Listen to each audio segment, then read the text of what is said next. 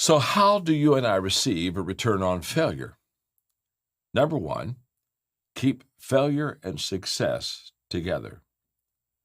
This is very important. I have had for 40 years what I call learning lunches. Now, a learning lunch is where I sit down with somebody, I take them to lunch, I buy their lunch. And this person I take out, they're better than me, bigger than me, faster than me, smarter than me, more successful than me. And I'm having the lunch to learn from them. I want them to teach me. So we go to a nice restaurant and I buy their lunch. I don't even eat lunch. I just literally take notes and ask questions. And I ask 7 questions, and I just find that the questions I ask do be very helpful in helping me to grow and learn and improve my life because of the person that I'm having lunch with. So one of the questions I ask that just is so helpful is I look at them and I ask, talk to me about what's the most important lesson that you've ever learned in your life. And they began to talk to me about some very important lesson they learned in life. And now that I've had hundreds of these lunches with hundreds of different people, I have come to a startling conclusion. Every time I ask a person, what's the most important lesson you've ever learned in your life? They always tell me about something they've learned that includes a failure in their life. There was a loss. I don't know, maybe there was the death of a loved one, or perhaps it was the breakup of a marriage. Maybe, maybe they went bankrupt in their business. But they always talk about a loss, a problem, a miss, a failure, a mistake. And every time when I say, what's the most important lessons you ever learned in your life? They talk about some failure that they've had and how they learned from that failure and how they overcame that failure. Now, this is huge. So as I review all the questions I've asked about important lessons, and here are the answers which include some kind of a loss, some kind of a failure, I have come to the conclusion, if you want to return on your failure, you need to keep failure and success right together. They belong together. But what do? We separate them. We put success over here and we put failure way over here, and we tell people now really succeed, be successful, and don't fail. Okay, do it right. And we separate success and failure, and that's not the way life is. Nobody has ever looked at you in their life and said, for several years, all I did was succeed, and then for a few years, all I did was ever fail. No one lives a life where success and failure are separated, and yet that's exactly what we're taught to do. I'm saying, forget it, put them back together. Keep success and failure together. They belong together. They need each other. Let me explain. Bill Gates is the one who said success is a lousy teacher. It causes people to think they can't lose. What he was basically saying is, you show me success without failure, and I'll show you a person that's in trouble. So, we need to keep success and failure together because let's say, for example, I'm just on a success roll, and I'm just hitting the ball and doing really good, and I'm succeeding. I need to keep failure close to me. I need to remember what failure looks like. I need to embrace failure when it happens during my role of success. I need to keep failure close to me because in my success, if I remember my failures, it teaches me humility. And humility is the number one quality needed in a leader's life because humility makes me teachable, makes you teachable. When we're humble, we don't think we have all the answers. There's a lack of arrogance in our life and this kind of been there, done that mindset that's not healthy at all. So in my success, I need to keep failure close because it teaches me humility. And when I'm failing a lot, it's just not, I'm in the ditch. I'm not having a lot of good days right now.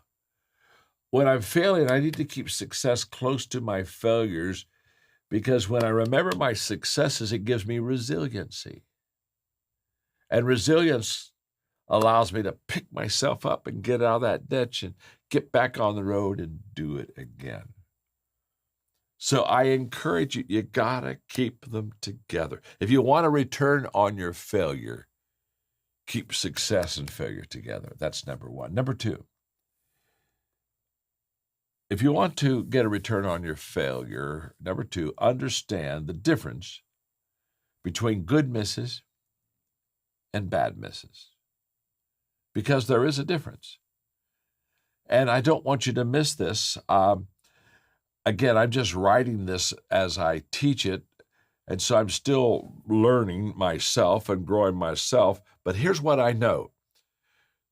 There's such a thing as a good miss, and there's such a thing as a bad miss. That's why in my book on failing forward, why did I call it failing forward?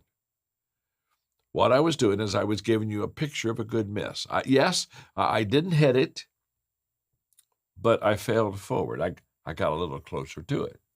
Just like a bad miss would be failing backward.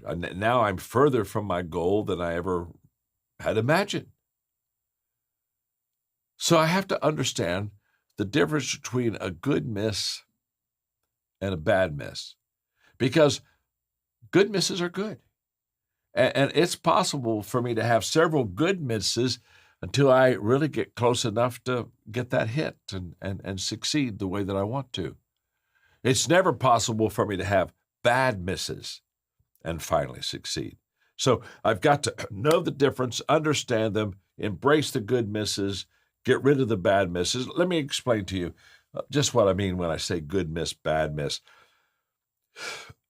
Okay, here's a good miss. I tried something and it didn't work, but I learned from it, and so I made adjustments. You see, in good misses, I make adjustments. I make corrections. I tweak it.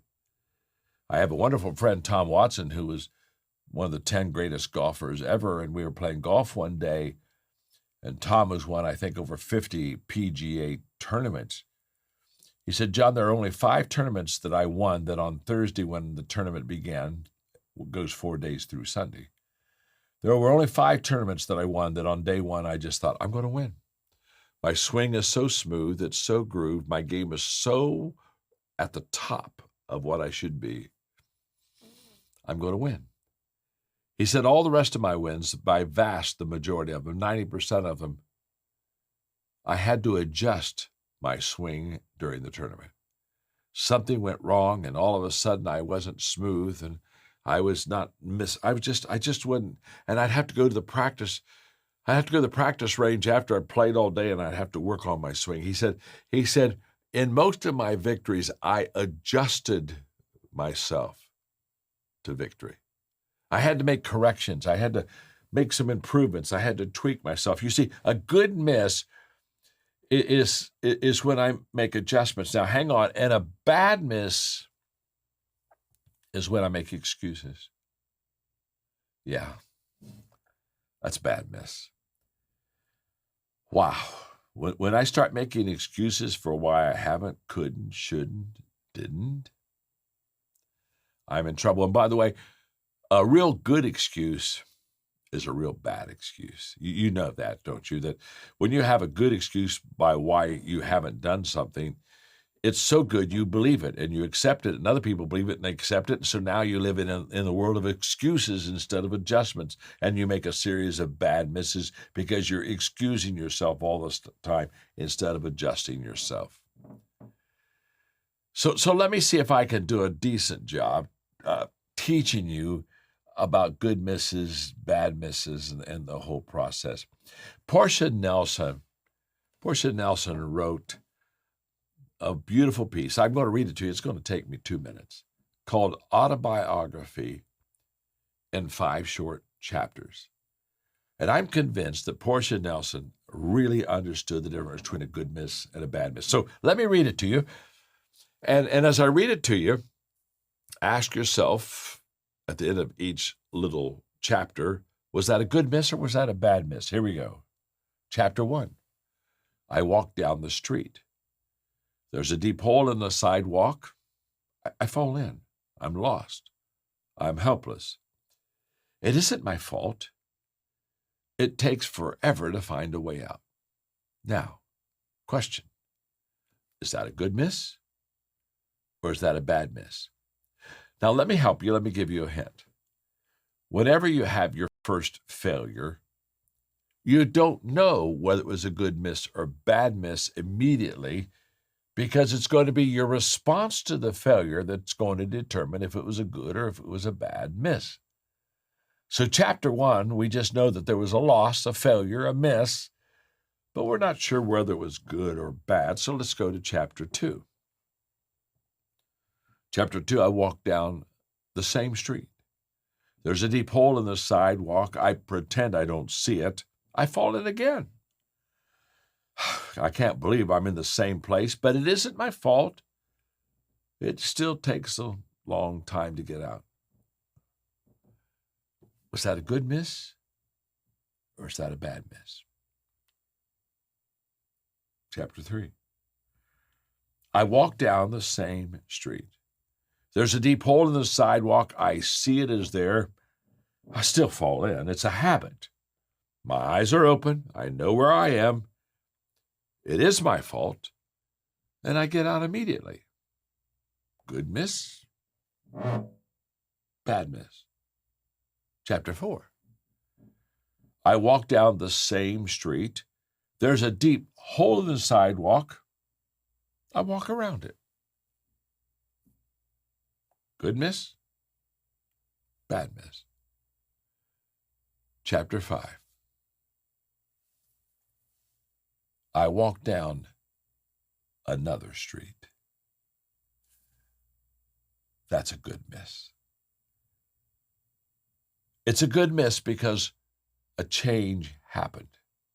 An adjustment was made. I walk down another street. Elon Musk said the difference in a startup that is successful and one that is not is that the successful startup recognizes mistakes and fixes them quickly, and the unsuccessful one tries to avoid mistakes altogether. So, if you want to get a return on your failure, we've learned two things already. We've learned that we're to understand the differences between good misses and bad misses, that we're to keep failure and success together. Let's go to number 3. If you want to return on your failure, embrace hard. Embrace hard. There's a book I would encourage you to read. It's a classic book. It's written by psychiatrist Scott Peck. It's called The Road Less Traveled. Literally, when I was young, I read this book and it had a profound impression upon my life. In the book, The Road Less Traveled, Scott Peck opens up the book with this sentence. In fact, the first 3 words describe the book. Here's what he says. Life is difficult. Scott Peck says that this is one of the greatest truths that we can ever learn, that life is difficult. And he says also, if we learn that life is difficult and we embrace it, he said, what we'll discover is we live much more effectively. In fact, what we discover is once we embrace that life is difficult, it's not as difficult. Why is it not as difficult? Because we now have embraced that this is the way life is. The way I explain it to people all the time is I use this visual. Everything worthwhile is uphill. Everything. All of your dreams, they're uphill. There is no such thing as you having a downhill dream. If you're trying to build a business, it's all uphill. There's never been such a thing as coasting your way to success. There's never been a book written on accidental accomplishment. Everything worthwhile is uphill. It's all uphill. Wow. Embrace hard. That's why we need to be intentional. The only way that you climb uphill is to be intentional in climbing. You didn't accidentally get there.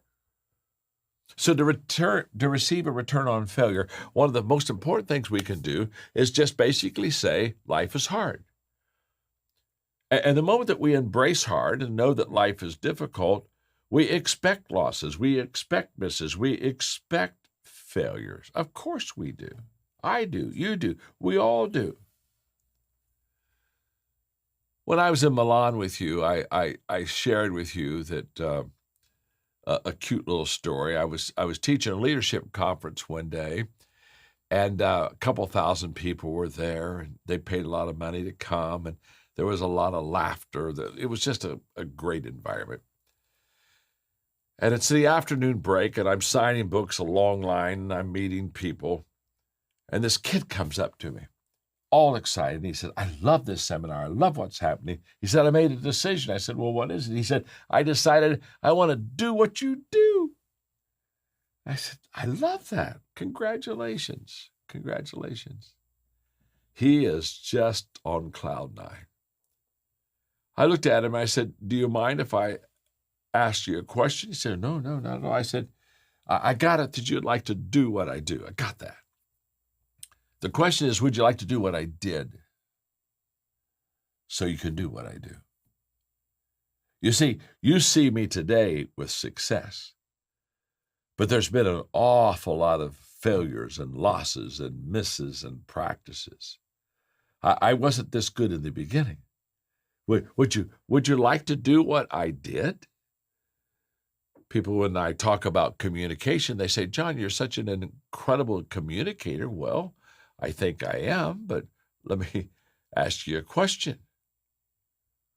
How many times do you have to be a great communicator before you're a great communicator? I mean, I didn't become a great communicator the first time I tried this. I've spoken over 13,000 times. Think about it. If I can't communicate effectively after 13,000 times, I'm in deep weeds. I chose the wrong profession.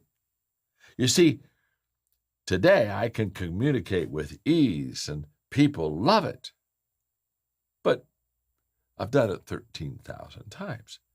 You see, I know you want to do what I do, but do you want to did the 13,000 times? That's the question. My books have sold millions and millions and millions of copies. But I didn't even have a bestseller until my 16th book. I had to write 15 books before I got a bestseller. I know you'd like to be a bestseller. I got that. I know you want to do what I do, but would you like to do what I did? I wrote an awful lot of words before I became a bestseller. You see, the did is the problem. We all want to do what great people do, but we don't want to did what great people did so that they could do what they do. You see, and if you don't do the did, in America, I tell people all the time, if you don't do the did, you're in deep doo-doo. That's a fact. So if you want to return on failure, you want to keep failure and success together, you want to understand the difference between a good miss and a bad miss, and you want to just embrace hard because life is hard. There's nothing easy about life. Once you accept that, though, life becomes easier. Number 4, if you want to be highly successful, you need to anticipate failure. Now, that sounds negative. That's kind of a downer. Wow, I mean, John, what do you mean? I have to anticipate failure. That's kind of a negative way to live your life. No, I don't mean that at all. What I want you to know is if you're going to do anything great, you're going to have a lot of failure. It comes with the package. So you anticipate failure not with a spirit of dread. You anticipate failure with a spirit of reality. It's just going to happen. And what happens is anticipation influences preparation. And the value of anticipating failure is it gets us ready for potential failures. When I wrote the book, The 21 Irrefutable Laws of Leadership, it became a bestseller immediately. We did a book tour in America. We had a plane, and we literally spoke at 3 different cities every day for a week. So we did 21 cities in a week talking about the 21 laws. And so we started on the East Coast, and we worked our way clear out to California, the West Coast. We were flying back after that book tour, and we were coming into Atlanta. And as the plane was getting ready to land, we were about 50 feet from above the runway. We hit a wind shear, and the plane just dropped immediately to the runway. And when we touched down at the runway, I knew we were in trouble because we didn't touch down straight. We touched down sideways, and I knew that that plane was going to flip. But what was amazing is the moment we touched down wrong, that pilot put the nose of that plane back up in the air, and we got back up in the air. Wow, so close. And we circled the field a couple times. We came down, landed safely. When I got off the plane, I kissed the ground. And when the pilot got off the plane, I kissed the pilot. And I said, that was amazing. Wow, that was incredible. How did you do that? How did you get that plane so quickly? How did you make that decision to get that plane up in the air so quickly? And here's what he said. I didn't make that decision quickly. I made that decision 20 years ago. He said, when I decided to become a pilot, I asked myself, what could go wrong when I fly? And I listed all the problems that you could have in a plane, and with every anticipated failure and problem, I put out an answer of how I would handle that situation. What am I going to do? What am I going to do if the plane hits wrong on the runway? Well, I'm going to get the plane back up in the air because there's a lot more give and take in the air than there is on the ground. Oh, of course there is. Hello? You see, he anticipated the failure, and that in itself allowed him to make that decision. There's something incredible about us anticipating the possibility of losses and misses that allows us to really improve and get better. Let me explain it this way. I have a passion. You could call it a bucket list. I would like to see transformation happen in a country, and I'd like to be catalytic in seeing that happen. Now, that isn't going to be easy. It hasn't happened for a couple hundred years, but I believe it can happen. So through our nonprofit organization, Equip and the John Maxwell Leadership Foundation, we go into countries to teach good values in small groups in order to help people learn those good values, live those good values, and become more valuable to themselves and others, and therefore bring transformation to their home, their family, their community, and who knows, maybe their country. So when I talk to people about my bucket list of seeing in my lifetime, through the efforts of our players, our team, a country transformed, they look at me and say, wow, that's a huge goal. Do you think it'll happen? And I think what I say to them really surprises them. I look at them and say, well, I want it to happen, but I'm not certain it will. And then they kind of sit back and thought, wow, you're taking a journey trying to do something that you may not even be able to accomplish. And I tell them, that's okay. That doesn't bother me because I'm trying to accomplish something really big. So what I've done is I do what I call mental preparation for a project that is huge.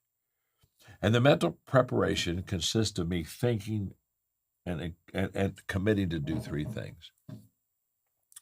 First of all, I will keep moving. When I'm in a big project and things aren't going well, the tendency for people to do is to quit. When COVID happened, what had happened? Everybody stopped. What's happening? How long will this last? What does this mean to me? The tendency is whenever we're into something, quote, over our heads, We have a tendency to stop. And I say, no, I will keep moving. And the reason I will keep moving is there's such a thing as action attraction. And action attraction simply says, if I am taking action, if I am moving on my purpose and my mission in life, it's in my movement that I attract people and resources and opportunities to me. It's not while I'm stopped. Opportunities don't come to a person that's not moving. It's action attraction. So because I anticipate failure in a big project, I've made a choice, a conscious choice to keep moving. And I not only made that conscious choice to keep moving, I made the conscious choice that I will keep adjusting. As I learn what doesn't work, I'm not going to stop. I just adjust myself. I do what Tom Watson does. I adjust my way to victory. I wrote a book a few years ago called Leadership. It was a very popular book and very popular, especially during COVID, because it's all about pivoting. How do you pivot? How do you adjust? How do you turn? How do you change? Wow. Those are great questions. So I've made a decision, again, because I anticipate in the projects that are so big that there'll be a great amount of losses and misses and failures. So I've made the mental preparation. I will keep moving and I will keep adjusting. And thirdly, I will keep believing. Even when other people, they don't believe in me, that's okay. In fact, let me say to them, you don't have to believe in me, but you have to believe that I believe in me. And that's the key. To get a return on failure, you just have to overcome a lot, but that's okay, because in the process of overcoming a lot, adjusting, I will keep moving, I'll keep adjusting, I'll keep believing, you finally have a breakthrough. To receive a return on failure, number 5, encourage others with your failures. Earlier in this teaching, I talked about writing the book Failing Forward, and my wife, halfway off of the ship, looking and saying, I love the book because you're so candid about your failures. She said they're going to identify with you. And here's what I have discovered. I have discovered that is very true. If you want to impress people, talk about your success. But if you want to impact people, talk about your failures. I learned this when I was a very young leader. I was speaking at a conference, and it was a 2-day conference, and there were 4 speakers. Each speaker had a half a day each. I happened to be the last speaker on the second day. And the first speaker got up, and he did a great job, but really all he talked about was all the things he had done successfully, and so everybody was kind of encouraged by his success, and, we gave him a good hand. And that afternoon, the second guy in his business, he talked about all his success too. And wow, I thought, we've had an awful lot of success today. Surely those guys have had some losses and some misses, but they never talked about it. Well, the next morning, the third guy got up, and honestly, he did the same thing. He just talked about all the good stuff he had done. And by this time, I couldn't even handle the conference. I mean, I'm discouraged because these guys were so good. I thought, I'm never going to be able to reach them. I'm never going to be able to get there. They're perfect. So I excused myself at lunch, and I went to a side room, and I got my legal pad and my 4-color pen out. And I decided to change my lesson that afternoon. And sure enough, I got up, and I looked at everybody and said, I am completely successed out. I can't handle any more success. I mean, okay, we got success down. But I just want you to know, I'm known for my success, but I would like to talk to you about my failures. I'd like to pull back the curtain, and I would like to show you how hard success is and how long it takes and how many misses I have before I finally get there. And I did a lesson that day called Flops, Failures, and Fumbles. Just all the flops I've made, the failures I've created, the fumbles that I've had. And by the time I finished that lecture, the people were on their feet. They were giving me a standing ovation. They embraced me. They embraced the message. And as a kid, how old have I been? I've been about 28. I looked at this audience of people, of leaders, and I thought to myself, I greatly encourage them by being honest, by saying to them, it isn't always easy and I don't always do it right. And I came off of that stage that day and I said to myself, I'm always going to talk about my misses and my losses and my failures. I guess that's why I've written books on it. I guess that's why I'm talking about it with you today. Because that's when I learned you impact people when you talk about your failures. You impress them if you talk about your success. And I don't want to create a gap between me and you. You see, if there was such a thing as a genie in a bottle, and she came out and she looked at you and she looked at me and said, you can have one wish, what would it be? I know what my wish would be. I really do. If Jeannie appeared to me and said, hey, John, you get one wish, what would it be? I would look at her and I would say, I wish people could see me, not at 75 like I am right now. I wish people could have seen me at 25, when I was a young leader, when I didn't have all the answers, when I didn't have a smooth delivery, and when I hadn't written any books yet. I wish you could have seen me when I started, because I wasn't any good. And I'm not trying to be humble.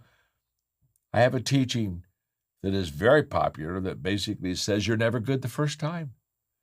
And they love that because it's true. We're not good the first time. When somebody says, well, I've never done it before, so I'm really working hard so I can do a great job, I tell them, oh, relax.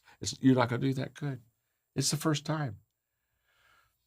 When you were a little child and you started to walk, you weren't good the first time. You took 2 steps and fell down. When you started to talk, you didn't talk in sentences. You said words that only your grandparents could understand. We're never good the first time. And what I wish you could see, you see me now on the end where I've compounded success in my life. But if you could have seen me on the front end, listen, if you could have seen me at 25, every one of you would be greatly encouraged. Trust me. You'd say, oh my gosh, he wasn't very good. Look at him now. That's what I don't want you to miss. It's what I teach in the 21 Irrefutable Laws of Leadership, the law of process. Leaders develop daily, not in a day. It's just important for you to realize. It takes time. Okay, one more thought on how to receive a return on failure. Again, performance strategies. Thanks so much for allowing me to share with the people, and you're such a wonderful group of people and such a good company. Thanks for letting me be a part of it. And thanks for allowing me to teach you today. To get a return on failure, the last thing, number 6, it's very simple. Understand that the right response to failure will give you your greatest benefits. When I respond to failure correctly, that's when the return begins to be huge. And here's why. A right response to failure will bring humility in my life, which keeps me teachable. And it will give me character, which will make me strong, give a great core on the inside of my life. I don't want you to miss this. This is such an important part of the lesson. So just give me another minute and we'll be done. I was in one of my companies having an executive circle call one day. An executive circle call is basically I talked to a CEO on the phone. This was before Zoom days. And other executives joined the call with me. And for 20 minutes, the executive that's the speaker gives us best practices, the things that they're doing well in the company. And then I break those best practices down and apply it to the other executives and do a little leadership teaching. And then I ask maybe a couple of questions. And then I open the lines so all these executives can ask the keynote speaker some questions.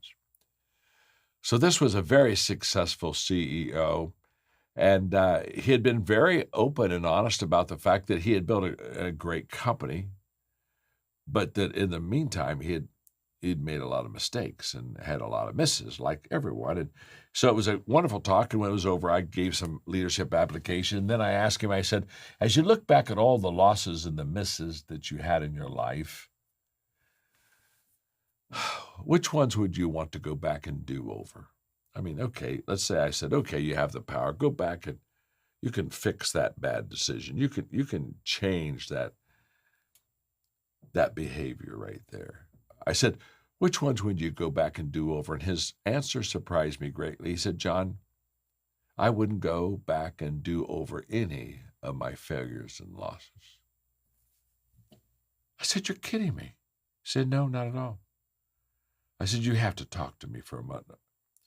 And this is what he said.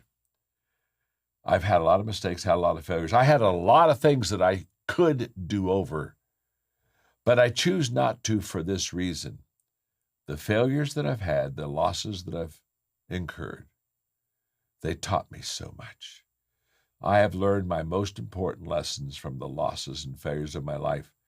And today, what I know, the wisdom that I have, the character that I have within me, those losses, John, those mistakes, those failures have given me a character and a wisdom that if I wouldn't have made the mistakes and had the failures, I wouldn't have today. So I don't want to do any of them over, because the lessons I learned and the character that I developed and the humility that I have are more important than going back and doing them over. If I would do them over, I would lose the lessons, and I don't want to lose them.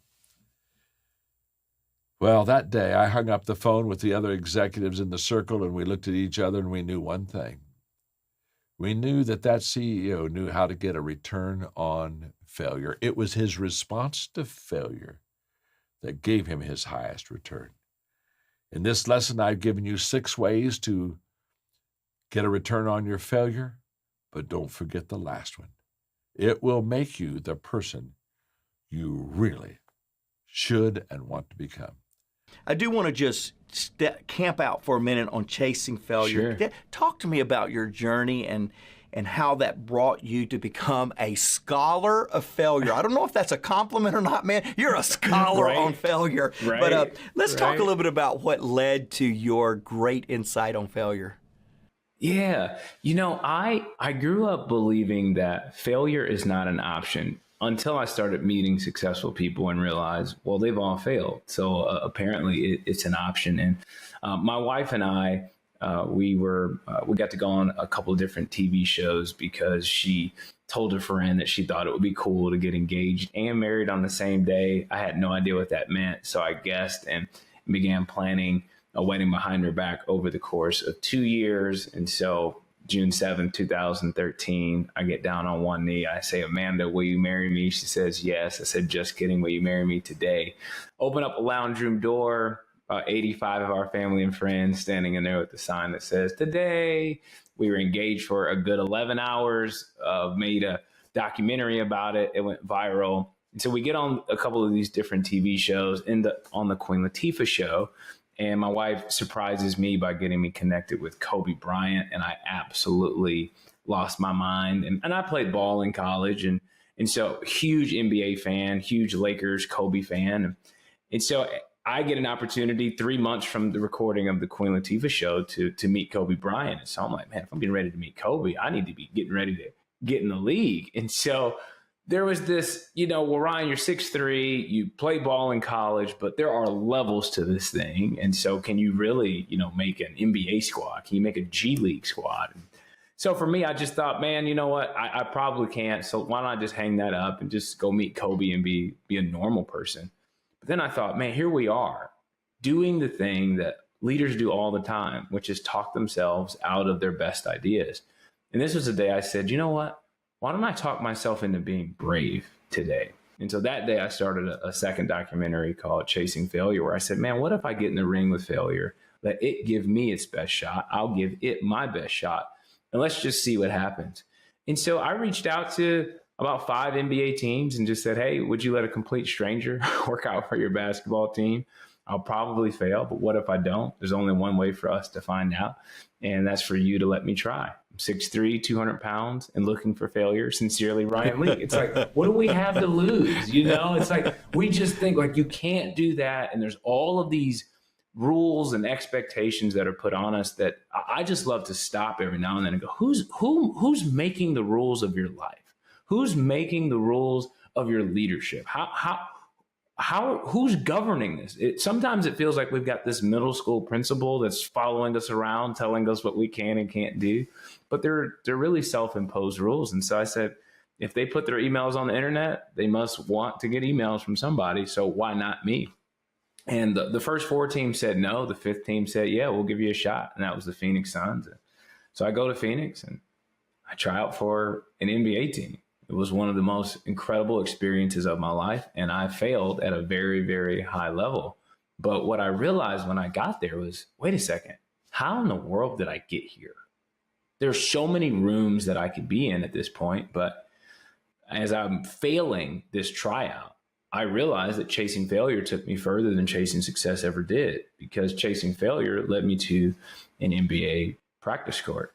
And I had been in a lot of rooms up to that point in my life, but never an NBA practice court. And so that just emboldened me to try things.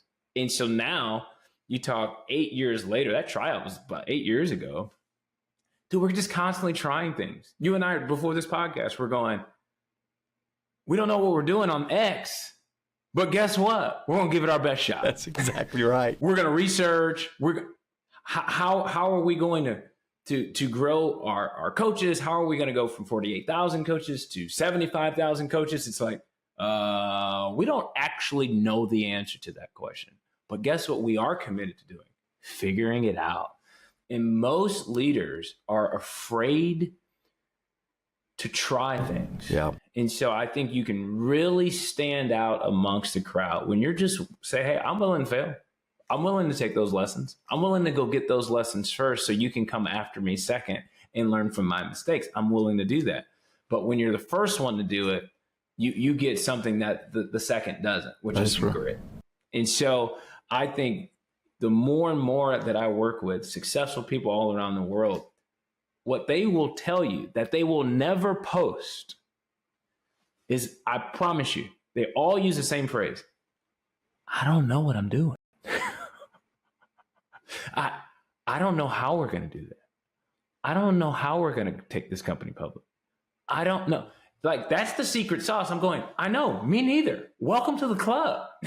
And so there is this pressure that I think leaders feel like I have to have all the answers, but dude, the best leaders in the world don't have the answers. And so I have this, what I would call a spirit of chasing failure, and have been on this journey for a long time of going, hey, let's learn as much as we possibly can from failure so that we can indeed succeed. But if we're afraid to fail, if we're waiting for things to be perfect, we will never move forward in our leadership. You know what's interesting? So one, podcast audience, viewers. By the way, if you're not viewing, you need to jump on, because Ryan's a good-looking dude right here. You're missing it if you're just listening and not jumping on YouTube. But Ryan, you said something right there that I don't want any of our podcast family to miss. You said when you are the first to try something, you get something that the second, third, fourth, fifth, and sixth don't get, and that is you get grit. And that statement right there, cut the podcast off and go do what you've been thinking about doing, but you're waiting for somebody else to try it, because you want the grit, because the grit will cause you to go farther, further, and longer than the next guy, the next guy, the next gal, the next gal. So let's go, those of you that are thinking about doing something. Hey, you talk about this chasing failure concept, and you illustrate it on the journey of personal success so well. One thing that we say on this podcast often, John's talked a little bit about it, is business leaders look at failure the same way they look at finances. They want a return on failure. We want a return on investment. We want a return on our time. We teach and have taught on this podcast that business leaders also get a return on failure. Talk to me about how failure is the source of leadership strength. You know, I think that there is something powerful about a mindset that is okay with failure. I often say the most important conversation you're going to have all week is the conversation that you have with yourself. And what you tell yourself is so vitally important for your growth. And so some people can sort of wallow in their failures. They can start telling themselves a very negative story about what they've done. But I think it's important that a person understands that failure is an event. It's not an identity. Some people want to wear their failures instead of just experiencing their failures. It's not who you are. It's something that happened. It's not a somebody. And sometimes we make that trip of going, man, I'm a failure. No, you failed. There is a massive difference. And so I think for a leader, whenever they drop a ball, they have to immediately have the correct conversation with themselves, because they could say, man, I've made so many mistakes. I've destroyed it all. Well, did you destroy it? Or do you have the mindset of, I'm rebuilding? I'm rebuilding it all. I'm already making my comeback. I'm going to make sure that I took great notes on the mistakes that I made. I'm not saying you didn't make any mistakes. I'm just saying you need new language for your leadership. You need new language for how you're going to start talking to yourself if you're going to be the kind of person that moves forward. The best thing that I've learned from John Maxwell is simply perspective. His perspective on leadership and situations and people. What impresses me the most about John is the amount of people that other people have deemed failures. He's looked at and said, I see potential. So I'm going to invest in that person. I'm going to show up for that person, and let's see what we can get out of them. What is that? It's just a mindset. That's all it is. It doesn't change what somebody did. It doesn't change even who someone is, but it does change their mindset of going, I want to be the kind of leader that says, you know what, this is going to be a strength of mine in managing my failures, but then managing other people's failures is where it really gets very, very, we talk about exponential impact. When you're able to look at somebody else's failures and show up for them and give them the right language to have, I think you're stepping into a really great leadership space. You know, what I love about you and John is your ability to span different, we call them streams of influence, or different domains of influence. And so I mean, you write, you speak, you coach, you consult, you do films, you make films. And by the way, I said this earlier, but if you want to see more about what all Ryan's doing, go to ryanleak.com, because you will be impacted just by visiting the site. But Ryan, you've done that, much like John. John's speaker, writer, communicator, consultant, coach. He's done all these things, and somehow you two have figured out how to create a thread of influence, impact, of messaging that connects all of those domains or all of those sphere of influences. Talk to us. We've got podcast listeners that come from all those different domains. How did you create a thread that connected all that you do? What a great question. I believe something that I learned a couple of years ago. I was at a conference. I was listening to a speaker that I didn't think was very good. I actually thought it was boring. I didn't just think it wasn't very good. I actually thought it was very bad, if I'm being honest. But yet there were people in the lobby that were going, that was the best speaker I've ever heard in my life. And I went, we need to get your ears checked. What is happening? Like, how in the world could you think that was? I'm like, you just may not listen to a lot of speakers. I don't know what it is. But I realized something that day. Everybody is somebody's cup of tea. Everybody is somebody's cup of tea. And what it allowed me to do is to encourage anybody to say, hey, be yourself everywhere. And you might be afraid to be yourself. You may be tempted to be more like John. You may be tempted to be like the person you read about. You may be tempted to be like somebody you follow on social media. I encourage people to be themselves, because what people can sense, regardless of the room that you're in, whether we're talking professional sports, C-suite executives, healthcare, finance, political sphere, you name it, what all of those people have in common is they can smell a phony coming a mile away. And when you can genuinely just be yourself, there is something powerful about that people go, I trust this person. people trust John. When he walks through, it's like, John's going to be John. John's not trying to be Tim. He's not trying to be Mark. He's not trying to be Ryan. He's just John. Yep. So for me, it took me a while to get comfortable in my own skin, to be able to say, okay, I'm going to be myself everywhere. It was a journey, but I think that allowed me to just be authentic everywhere I go. I just did a talk this past week for a good friend of ours, Conway Edwards. This was the first time I was speaking for his organization.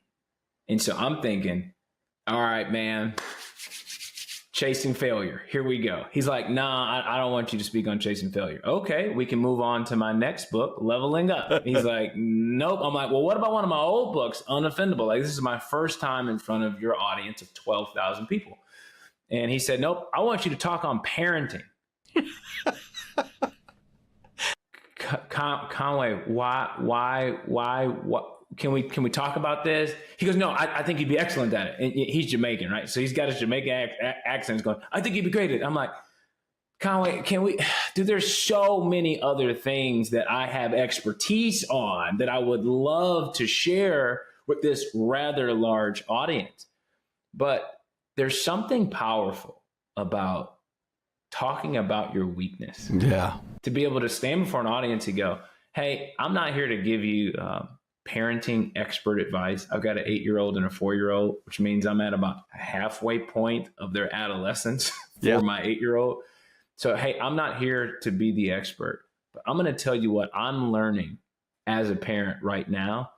And you'd be surprised how well a message like that is received, where it's not a, hey, I'm this know-it-all and you all need to listen to me. It's more of a, I'm one of you. Yeah. I'm trying to figure out how to raise 2 men of God that honor the people in their life, that do business the right way, that treat people the right way, that treat women the right way, that operate their finances with integrity. All these are things that I'm consistently navigating versus, hey, let me give you 3 tips on how to be a better parent because I'm amazing. So what it does is it allows me as a leader to step into a room to go, let me first ask questions and let me empathize with people in the room to say, hey, I do have a vast variety of experiences with global leaders. However, it does not make me a know-it-all. And so I've found that when you ask questions, first, it puts people in, because people can kind of have their armor up with who's this guy? Who does he think he is? But when there's a genuine, hey, I'm really trying to get to know you. I'm not just rinse and repeat. I'm not just going to do the last talk that I did before. No, I want to know about your audience, and I want to know what they're struggling with, and I want to know what you're struggling with, and I want to make sure that I'm able to add value to what's happening in this room. And I'm not going to assume this room is just like the last one. So I think that is the thread that is going to be the same everywhere. Like, Ryan's going to be human when he walks in the room, whether it's a boardroom or a locker room. I'm coming in with my full humanity, not my, hey, hi, I'm Ryan and I'm an expert and you all should listen to me.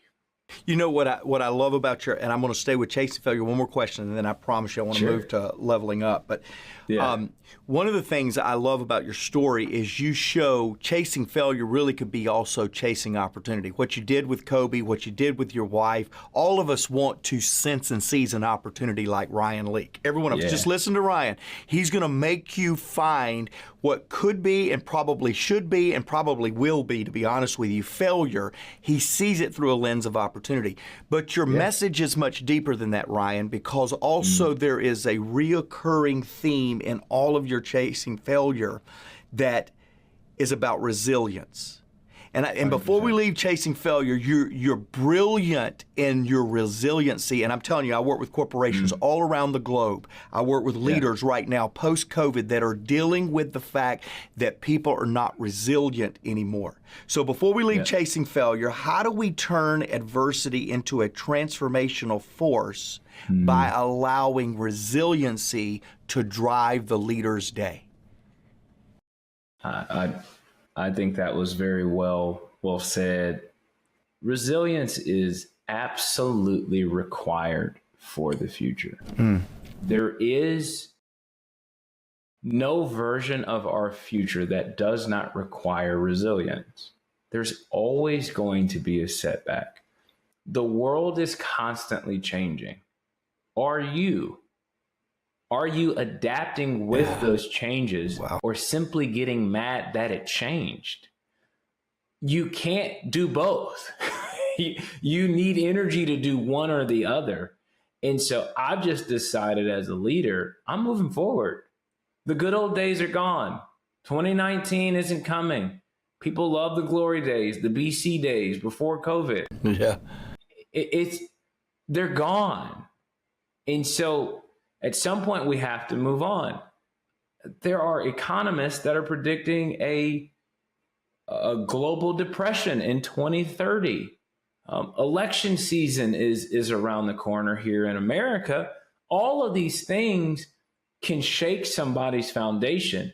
But I think the most important piece about resilience isn't just having it, but planning it. Wow. I've already planned on being resilient in an election year, regardless of how an election goes. Excellent, I've already planned on what my mindset's going to be in the future, because I'm not going to be caught off guard by people being mad at each other in an organization.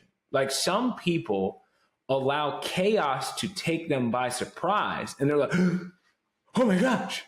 And so now you're being a reactive leader. So there's a fire. Oh, let's go get the water hose. No, proactive leader. Hey, let's make sure we've got hoses everywhere. Hey, let's make sure that people are fireproof, that people are ready for things to burn. You want to know why? Because that's called life.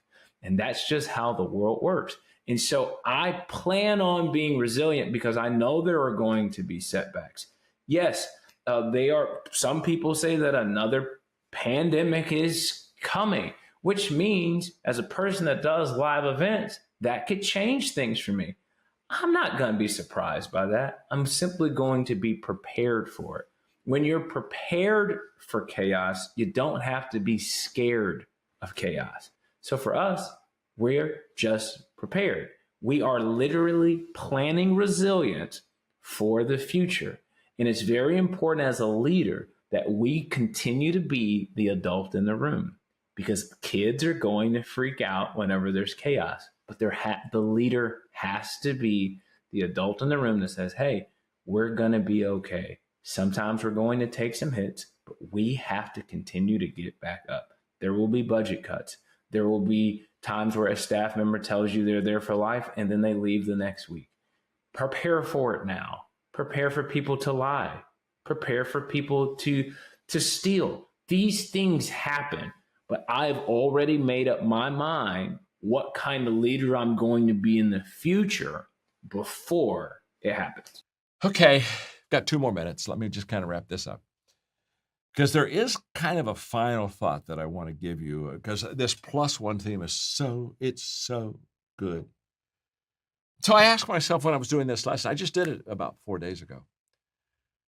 I asked myself when I was doing this lesson, okay, what would keep any of us, from not having a +1 year in 2021? What would keep me from choosing and doing the one thing that would improve my life? I mean, what would do? And the only thing I can think of is a fear of failure. The only thing that I can think of that would keep you or me from having a +1 year in 2021 is for us to look at it and say, well, what happens if I can't do that, or if I don't do that, or if I don't accomplish that? And so let me help you with the fear of failure. Again, this is an hour teaching. It's another lesson completely. But you're smart. Since you're so smart, I can do these things to you in 1 minute and 2 minutes because you're just brilliant. I mean, most crowds, this could be for some realty companies, this could be literally a whole day conference. You understand. You're just quicker than others. What am I going to say about that? Okay, here we go. Here's the problem. The problem is we're always separating failure and success. And so we go and say, I want to be successful, and success is over here. And oh my gosh, failure is clear over here. And boy, I want to succeed. Oh yeah, I want it, but boy, I don't want to fail. Don't want to fail. And so we separate. Can I tell you something? Terrible Terrible idea. You should never, ever, ever separate failure and success. They belong together. They do their best work together. I have never met anyone, including Linda and Christy, that told me their success story without it being filled with losses, misses, mess-ups, and failures. And I've never talked to anybody that had a great company that said, you know what, we finally got to a place where we don't have any more problems, issues, difficulties, failures, adversity. It's just, we just finally rose above all that. Now all is good. Let me tell you something. Anybody's talking to you like that, they don't have a company. They're on drugs. You got to understand, you can't separate failure and success. So as you pick your one thing, whatever it is, as you pick it, I want you to know right now, there'll be days that you do your one thing really well, and there are going to be some days when you don't do your one thing very well at all. In fact, some days you'll do one thing, and it wasn't a +1. It kind of seemed like a -1 to you. And I just want you to know it's okay. It's okay. My name's John. I'm your friend. Listen to me. It's okay. It's okay. No one ever climbs each step without slipping, falling, and failing. But it's okay. You see, the value of failure is what we learn from it. And the value of learning is how we improve in it. I'm going to go 2 minutes longer than I'm supposed to go because I just got to share this with you because it just popped in my head and I just don't want you to miss it. I have a coaching company. It's only 10 years old, but it's the largest coaching company in the world. 37,000 coaches now in 170 countries. We got it down. We understand coaching, and we certify coaches. Here's the point. That's not the point. Here's the point. People ask me how we built such a successful coaching company so quickly. It's very simple. We have what we call a cycle of success. A cycle of success. I don't have time to teach it, but I'm going to give it to you because this is worth the whole lesson. Trust me, you just start working this cycle of success, and you're going to be in major, major good woods. At the top of the cycle is test. We're always testing. We're always trying things we've never tried before. COVID-19 was beautiful for this reason, wasn't it? It forced us out of our comfort zone. In fact, everything that you want and don't have, everything that you need and don't have, is because it's out of your comfort zone. If it was in your comfort zone, you'd already have it. And one of the beautiful things about COVID-19, it makes us go out of our comfort zone. Here, what am I doing? I'm doing a virtual conference with you right now. Perhaps I would be live if we didn't have COVID-19. What would the issue is very simple. We've had to adjust. So, okay, test, fail. Because if you do a lot of testing, you'll have a lot of failing because you've never done things before like this. And so you're in virgin territory, so you'll have some misses. So we test, we fail, we learn. Oh my. The value of failure is what did you learn from it? 4, we improve. And finally, number 5, after we improve, we re-enter. And that cycle never stops. It's a cycle. The moment we re-enter, we test some more, we fail some more, we learn, we improve, we re-enter. But what's beautiful about that cycle is every time you go through it, you just go a little higher because you learn from what you've already done. And you just literally build your life, you build your business on it. Okay, that's it. One thing. You can do it. Trust me, I know that. I'm kind of excited to unpack this. No, I am excited to unpack it. At first I thought, oh gosh, I hope this isn't a lesson to me. Why did I get chosen to talk about mistakes on the 1 week? Friends, I have to fall on my sword and tell you, this week I was supposed to be on an important call with Mark. And what did I do? I made a mistake and I had it on my calendar at the wrong time. And so there I was, just not doing anything, missed the call. And so I made a big blunder this week, and Mark was gracious to forgive me. But I know that this message hit home for some of us today. I know it hit home for me, and learning that, I would say for me, one of the big pieces as a leader, just as a human being, is learning to be okay with mistakes. You know, was that something for you, Mark? I feel like for me, learning to understand that mistakes are a part of life, they're a part of leadership, and that it is a part of success. That was something that was really tough for me to learn. Was that hard for you to learn, or was that okay for you? No, it's very hard, and what's frustrating is it's still hard. I know. But I have found in maturity, Tracy, specifically in leadership, that there's really, I don't know, I think there's about 4 phases of failure in a leader. First is the pretend you didn't fail. Hopefully nobody noticed. I messed up, but hopefully nobody just saw that right there. And so we have this pretend I didn't fail kind of mindset. And we're kids, we're young, we're just getting started with leadership, and we have this, I'm pretending I'm not failing. The next thing is we try to deal with failure positively. We try to go, oh man, I failed, but I'm trying to get better. I'm just trying to get better. And then I think we go through this failure process that John teaches us in his book, Failing Forward, and that's where we try to create optimistic return on the failure. I think the final thing, and this is, I want to just take a couple of minutes, Tracy, and tell you about a recent conversation John and I had about failure. But this 4th area is where we anticipate failure. We kind of get excited about failure. And it was with this mindset that John and I had a recent conversation. It all started, I was incredibly honored to be a part of a PBS interview about failure.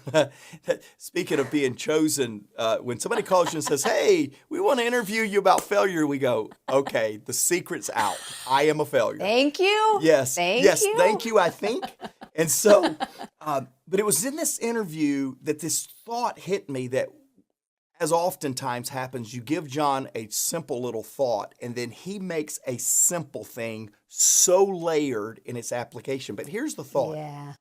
What if we started seeing failure like we see our time and like we see our money?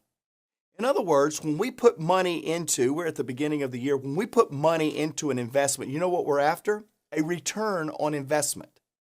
When we spend time on something, we as leaders, we're always looking, what's the return on my time? What if we looked at failure as if it needed an ROF, a return on failure? If we realized that in every failure, there was this return that we could get. Now, John's now taught publicly in public settings 3 times this idea of a return on failure. In fact, the last time he taught it was in San Francisco, and he said, I'm going to write a book on it. So I'm not going to go deep into what John did there, but I'm going to tell you something that occurred to me when this idea of a return on failure hit me. What if we all realized that failure was a part of leadership? It's just a part, it's a part of it. It's a part of life. It's a part of leadership. It's a part of getting better. Now we go into risk. We go into audacious dreams being chased with this concept. I'm going to fail. It's going to happen. What is going to be my ROF? What is going to be my return on failure? And then I came up with this idea, and John is going to take this and make it better too, I'm quite sure. But what if we looked at failure in 4 categories? What if we looked at it first as to get a return on failure, fail first? Now, I wish I could tell my 20-year-old self, hey, Mark, be the first one to fail. I wanted to be the first one to not fail. Everybody else around me failed. Let me learn from them. I don't want to fail. What if we said, hey, I want to fail first because I know that failure is the way to success. So therefore, the quicker I fail at something that's bigger than me, the quicker I can accomplish something that's bigger than me. Let's fail first. What if number 2, we tried to fail fast? Hey, I'm going to get this failure thing and I'm going to get to it. So many times we're in the middle of failing, and rather than admit we're failing, we try to cover it up and prolong the failure. What if we just went, boom, I'm failing. And we fail fast, admit it fast, and can get on with the lesson rather than prolonging the failure and living in the failure. Just fail fast. Thirdly, why don't we fail frequently? So many times I felt like, oh, I'm going to fail once in my life. It better be a doozy. Or that's the last time I'm going to fail. And we make these decisions as if a leader only fails once and then he grows up. She is now wise and she failed and it will never happen again. Well, it's not worked like that for me. If it has for you listening and watching today, kudos. Good. So I think we need to realize along the path of leadership, Failure is going to happen, but it's going to happen frequently if we're trying big enough things. And then the final thing, this comes straight from John, is fail forward. Never fall backward, never fail and retreat, but fail always with anticipation that there's something big around the corner. So yeah, to answer your question, I wish my 52-year young self, yes, I said young, could tell my 22-year-old self, because I thought I knew everything as a 22-year-old, that, hey, it's okay, you're going to fail, just get a return on it. I think life would have been a lot better.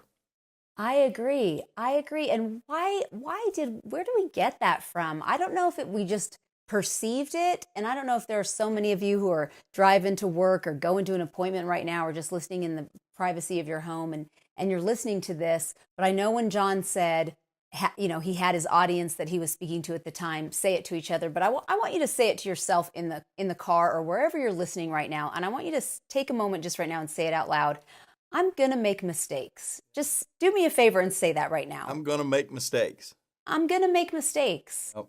And I think there are so many people, I know that it's been me, and I've been a leader long enough of others, and I know you have as well, Mark, long enough to know that there are some people who are really frozen, fearful of making a mistake for some reason, either of what that meant when they were a kid in their home, either because something that happened to them in school or in a job or somewhere where where maybe even wasn't how they felt, is maybe their job or their parent or their teacher or a coach. Someone made them feel foolish or dumb or terrible or a failure even because they failed. And so because of that time, because of the mistake that they made, and it might have even been a doozy, my friend. You might be listening today and you made a doozy of a mistake.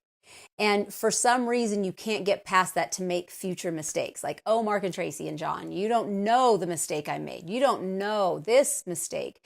And there is no clarifying mistake that's like, well, if you make this mistake, you can't move forward. No, the four rules Mark just kind of gave us, the four kind of failing forward steps: fail first, fail fast, fail frequently, fail forward, that Mark just gave us. That's for anyone, no matter what kind of doozies you've made in the past. We can always fail forward.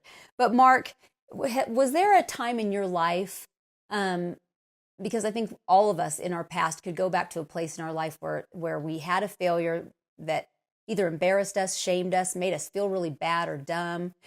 Was there a time in your life where it clicked for you? Where was it a mistake that you made that you realized, wow, the fear of that mistake was far worse than the actual consequence of that mistake that helped you move forward? Or was it just kind of a maturing process of several mistakes that you realized you kind of talked yourself through it? Yeah, I love this question, Tracy, because there are several mistakes that took the sting out of failure. It really is. I think of one. I tell the story. I think I've told it on this podcast. I'm sure that I have, of before I started working with John, because of some colossal series of failures and mistakes. I found myself counting potato chips. My poverty line was a bag of potato chips. If I could afford a bag of potato chips, I could count them out and make those potato chips last an entire week if I did my math right and if I kept my appetite in check. And that was truly, I started with John Maxwell's organization, truly counting out potato chips to make bags of potato chips last a week. I had nothing. Literally nothing. Bankrupt, no money. I wasn't bankrupt. I paid all my bills and all that. I didn't have to declare myself bankrupt, but I truly was bankrupt, relationally, financially, emotionally. And I've come to realize that money and having money in the account is nice, but it is not essential. In other words, I take risks now financially. Just recently, in the last couple of years, we've bet everything in a belief that we can make our future bigger, better, brighter. And I'll be honest with you, I signed these documents, I mortgaged house, I did all this stuff, and I didn't even think about it. I'm like, wow, I've lost everything before. There's a rebound in me. And so I never want to lose that and allow acquired possessions to stop me from risking those for the future and the betterment of others around me. And so that would be one example. When you go through that, and I was there because of some mistakes. I did not have to go the destitute route. I made mistakes to get there. But one of my takeaways from that is monetary possessions and financial gain is nothing but a tool to do greater impact. It is not a controlling mechanism to stop me from risking greater impact in the future. Mm-hmm. Mm-hmm. I think it's critical to point out here, crucial to point out here to our listeners. I think they can hear you say that and think, maybe they're assuming. I'm going to make an assumption here. You might be listening and think, oh, Mark Cole can do that. He has the means to make those big steps and mortgage his house or buy all in and not think about it because there's a big safety net underneath there. But what you're saying is you have actually taken away the safety net when you do those things. You aren't leaving a little safety net. You are going all in on something. And these are big deals and big all-ins. And you don't just wake up one day and you get to go big all in. It starts in the potato chip counting days when you don't have a whole lot and you go all in, when there isn't a whole lot to lose, but you're kind of saving your face, saving skin, saving your reputation and what your parents might think or your family might think or your reputation. And those little steps that you took back then when you didn't have a lot to lose, but food for the week, built your security, your confidence to where you can get to that place today. So I think there are probably listeners who might downplay those risks that you take to go all in. And I don't think we can do that fairly without understanding that it's been a whole process to get you there. So I'm thinking now, let's say we have people who, let's flip it a little bit. Maybe they're leading people who are frozen with the fear of making mistakes. And if they don't know their people well enough, which it's really important that we know the people that we lead, they might not understand what is holding them back, those fears that are maybe rooted in childhood and rooted in something in young adulthood that have them, gripped with fear from making a mistake in their professional life. So can you talk a little bit to leaders who are leading people who, or maybe a whole group of people in their organization who are gripped with fear and who aren't taking necessary steps or risks in their professional lives that are necessary in order for the team to move forward? How does a leader move the team forward if they're gripped with fear of mistakes? I think that you really got to grasp what John's saying in point number 2. Don't make the biggest mistake of all, which is doing nothing. I love what you said. There is no safety net when you're going all in. That defies the whole concept of being all in, pot committed, right. Over it. There's no safety net. I'm out if this Right. doesn't work. Somebody else has to come and step in because I couldn't make it work.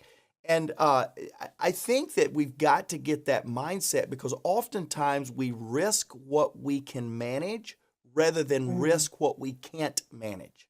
And when we risk what we can't manage, that's all in, and that's making a decision. I'm not going to sit here and do nothing.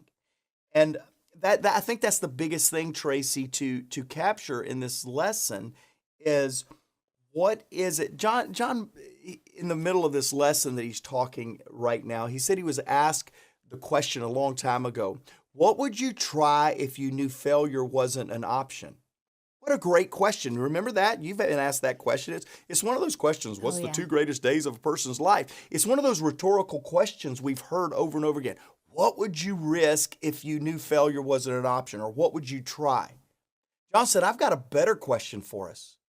What would you risk if you knew failure was going to happen, but you would learn from it? Oh. So there's something so big that I can go in and calculate. I'm probably not going to make it, but it's going to be okay. That's the mindset that we're after because I believe back to this quote I used at the very beginning, failure is not the opposite of success, it's part of success. Ariana, that is exactly right. Ariana Huffington had it right. Success and failure are not opposite. They are codependent. For you to really be successful in your life is going to mean how big you are in your failures. John said it. What was it? Point number 7 says, remember that the size of the person, not the size of her mistakes, determines success or failure. Failure is not failure if you become better in the middle of it. Or failure is not final if you become better in the middle of the experience. That one thing, if I could release all of you from feeling like failure is final and failure is defining of who you are, I believe those are the two greatest sources of fear that stops people from trying something so big that failure is probable. I agree. Well, I will let you close this out, but I just wanted to give one more encouragement to our friends. Whether you're watching or listening, you might be having your mind blown a little bit, and a little bit of fear is creeping in. Like, dare I believe this? Dare I trust John enough to take me to this next place? And I just want to encourage you. You know, his last point was allow your mistakes to take you to the next level. Let your attitude about your mistakes, forgive yourself, leave it in the past. It's in the past. Leave it there. Don't carry it into your future, friends. And let this be something that really, your attitude, let it determine the altitude of where you go, friends. We're for you. So many of you, thanks, Tracy. So many of you are listening to this and going, wow, when's John's book on return on failure coming out? I need that. And guess what? You're going to have to wait. But I know out of literally thousands of new listeners and viewers every single week, I know that there's new people out there to John's world. And there's a book that he's written on this that I believe will really help you. One is, it's right behind Tracy right there. She's got it all set up for us. But it's also this book I'm holding in my hand. Sometimes you win and sometimes you learn. And really it helps with the attitude, the perspective with which we deal with failure. I've asked our team if you would give them a discount, if the team would give you a discount as the podcast family, and they have. And so in the show notes, we're going to include a link to be able to order this book. Sometimes you win, sometimes you learn. We're going to give you a 15% discount when you use the keyword podcast. So make sure that you put that in there for the discount that you will receive. I will tell you, I would recommend you buy a half a dozen, and resource your team with a perspective, especially those of you that are trying audacious, BHAG things in 2022. Get your team to understand failure is not final, and that's the way to do that. There's 2 other episodes that I want to encourage you to listen to and point you toward that will help you with the same subject matter. One is Redefining Failure. It's a podcast we did not too long ago. And then the other is Failure is Not Final. Both of those podcast links can be found in the show note. And really, here's what we're trying to explain to you today. Our standout statement is this: fail forward. Make something happen that is so big that when it doesn't work out exactly how you want it to, you're big enough to stand that test. Hey, we have always, over the last few weeks, we've been highlighting listener comments or listener questions, and today is no exception. Your feedback, your passing the podcast along to others is the fuel that gets Tracy and I up on days like today, excited to come in here because we see and sense and smell and taste and can actually experience impact that's happening.